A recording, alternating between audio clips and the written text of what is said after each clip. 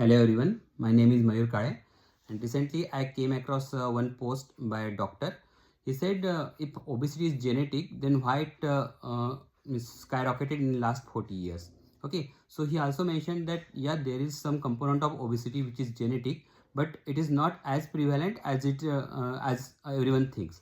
So I agree on that, and I also think the same about metabolic and cardiovascular diseases. So like in if you see in 1950s and 60s, the incidence of metabolic and cardiovascular disease in India was pretty lower. Okay, so it was considered a disease of Western and affluent classes. Okay, so Western nations and affluent classes. So it like increased in last few decades. So genetics doesn't change in few decades. Okay, it takes almost hundreds or thousands of years to change.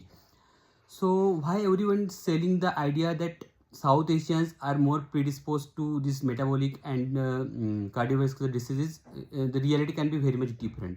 Okay, so the thing is that uh, in last few years, like last few decades, what changed is our lifestyle, our diet, then food adulteration, then the amount of sleep we are getting, then air pollution, noise pollution, water pollution. So everything is changed. Okay, so the here the problem can be, we already like concluded that South Asians are more predisposed. So once we conclude already, then we like define studies like that, so that we can prove anytime. So Mark Twain once said there are three lies. Okay, said lies, damn lies, and then there are statistics. Okay, so that's my understanding about this issue.